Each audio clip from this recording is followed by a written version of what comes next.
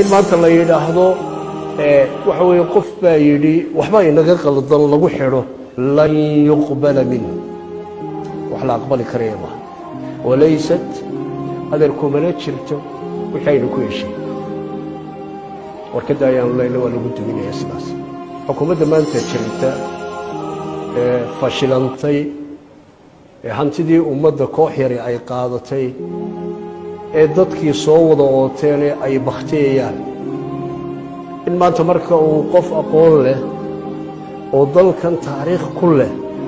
uu yidhaahdo war waxaasi ma wanaagsano oo keliya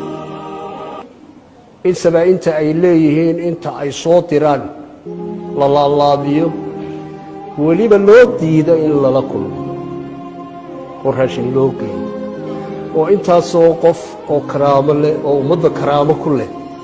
inay soo salaamaan subxaana allah oo waxa uu doonayay u baahan yahay lan yuqbala minhu adeer wax la aqbali karaya maaha waa u sheegaynaa kuwa meesha fadhfadhiya mid waliba 10 kilaan kruusar gurigiisa dhigtay carruurtoodu maraykan iyo malaysiya iyo dalalka aad og tahay qaarkood jaamacadahoodu sanadkii $60,000 ay yihiin sanadkii oo keliya ay u joogaan iyadoo inta soo oodatay maanta somalilan gudaheeda xataa maanta taariikhda aynu ku hayno ay dhacday mana dhaweyto sidii bariga ka dhacday in la arko neef gaajoonaya oo ilmo carruur oo 3 bilood jiray halkiisa qaybo jidhkiisa ka mida ku cunay dadka noloshoodu caynkaa tahay in maanta la yidhaahdo waxa weeye qof baa yidhi waxba inaga qaldan lagu xidho lan yuqbala minhu wax la aqbali karaya maaha walaysat adeerkumana jirto wixii aynu ku heshay warkadda ayaanu leyna waa lagu duminaya sidaas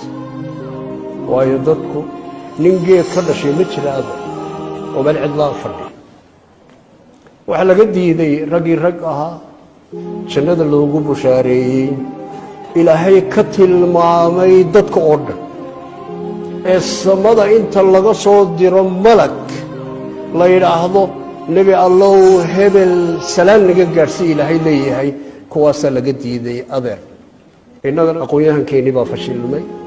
hoggaankeennii baa fashilmay tujaarteennii baa fashilantay culimmadeennii baa ku fashilantay dalkani inuu dal noqdo la wada leeyahay hoggaan toosan hela ninka dhinac ka rara la yidhaha warkadda